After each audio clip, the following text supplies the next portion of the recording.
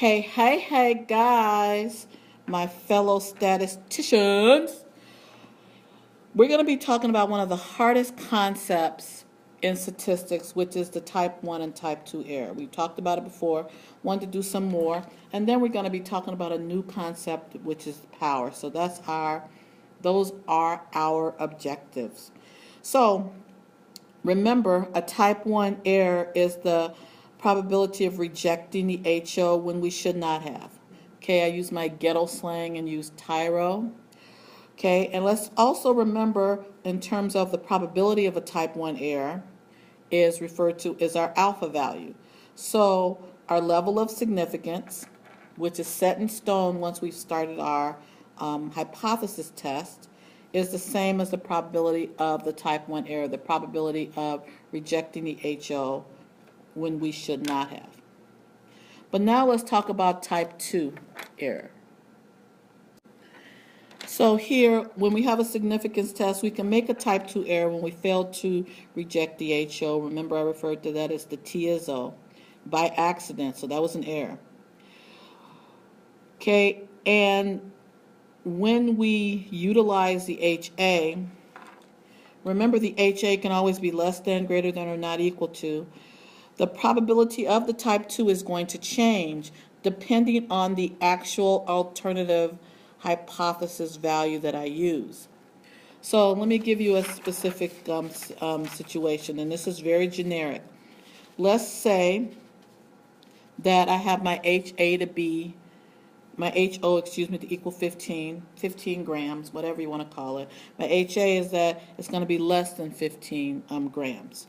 Well, that means my HA can be 14, 13, 12, anything that's less than 15. So that's why I'm saying right here, as my actual value from my sample changes, that means my probability for my type 2 error is going to change. So now, this also means, as you see here, a probability of a high probability of a type 2 error for a specific alternative value means that the test is not sensitive enough to detect the alternative. So sensitivity to a test, which takes us to how can we determine the sensitivity of a test. It is what we call power of the test. A power of the test, as you can read here, is against the specific. The power of a test is the probability of detecting a type 2 error. Okay, so let's add that to the notes.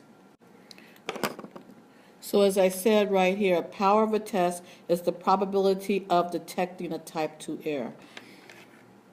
Remember, the type 2 error, I would consider it as a false negative. I mentioned today that I know someone who right now has cancer, so they think. And the reason I said so they think, they've had tests done throughout the country. And let's say in this particular situation, when they've taken the test, it shows that they have no cancer. Okay, when the reality is, let's say for the sake of argument that they do, because symptoms have exhibited themselves to make this person think that they really do have cancer. So that would be a false negative. The tests say, no, you don't have cancer, when the reality is you really do. So what a power of a test does is helps us to determine if the probability of detecting an error in that logic.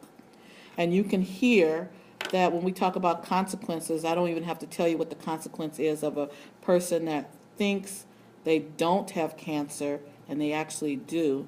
You know, no treatment, and unfortunately, not good things are going to happen. Now, I want to go to problem number, I got to see which problem I want to do, just a minute now. Page 14, problem number 50, page 14 of your notes, problem number 54. Now, go ahead and read over that. Okay, welcome back. It's one of those dad blasted problems that tells us to refer to problem number 40. So let's look at problem number 40. With problem number 40, let's remind ourselves of the situation. This is with the Alzheimer's patients, and they were taking medication that increased their nausea. So our HO was that the P is going to equal 0.1. Our HA is that the P is going to be less than 0.1. Okay, and here, because we had an alpha level of 0.05 versus a p-value of 16%, we failed to reject the HO, we rejected the HA.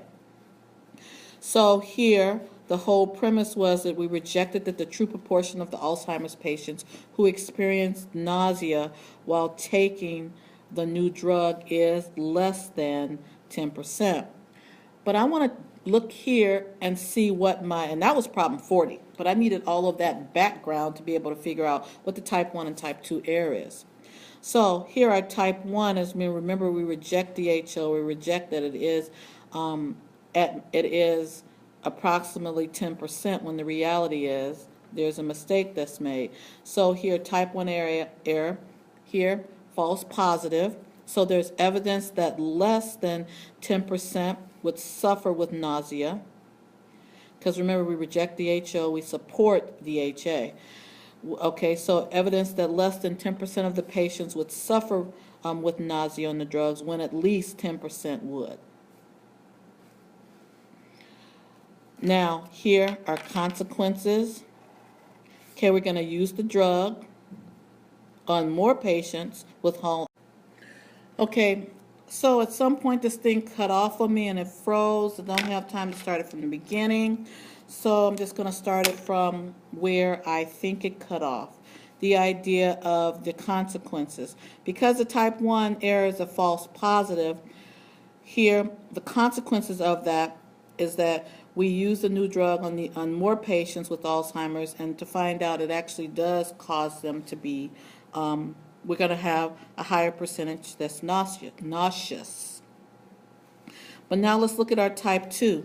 Our type 2 error, remember, it's a false negative. So there's no evidence that less than 10% will suffer from nausea when less than 10% would. So this is the medication that we would want our loved ones to use if they had Alzheimer's, because they're not as sick as often.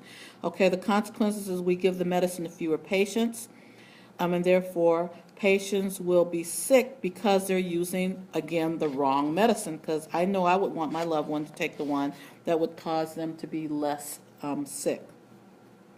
Now, all of that's a rerun. Now we have to look at the idea of power. And as we look at the idea of power, I want to, well, let's look at this here. Please read part B. The question is, the test has a power of 0.54 to detect the probability of, I can't read it, was it 7%? And explain what this means. Okay, so remember, this is saying it's the power of detecting a type 2 error.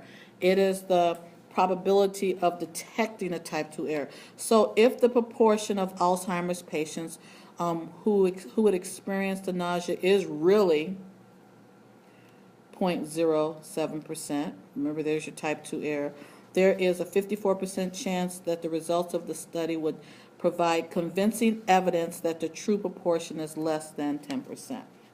So again, what we're saying here, and we're going to talk about the context on this tomorrow, work on some power and context, but it's the probability of detecting a type 2 error. So we say if that type 2 error really did occur, okay, then here's the percentage of detecting that particular error.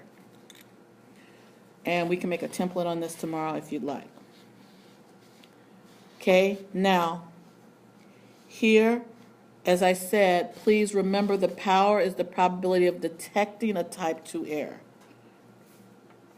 And one thing I have to mention that I did not mention in the notes before, which I'm going to have to add to it, how do we increase the power? Well, we increase the power by increasing the sample size. Well, isn't that always the mantra of statistics? Increasing the alpha level. And of course, decreasing here, of course, decreasing your type 1 error. I'm sorry, type 2 error. Now, I want to take a moment. I want you to go to your notes, page 12, because I forgot to mention that, and I need to add to that now. So please notice here, how to increase the power of a type 2 error. There's 3 ways. You increase the sample size, you increase the alpha, you increase the beta. Oh, remember, what is beta? Beta is your type 2 error. And the reason that's applicable because it's power plus your type 2 error equals 1. So mathematically, that second one just makes sense. The sample size increasing, yeah, that's the mantra of statistics. That's how we decrease all types of error.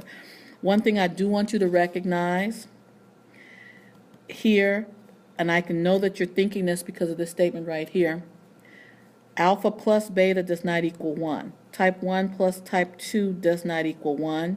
Power plus type 1 does not equal 1. But as we increase our sample, increase our alpha level, as we increase our alpha, we literally decrease our confidence interval. So as we decrease our confidence interval, it gives us a little bit more precision in general. So therefore, that can help us to detect any particular type 2 errors.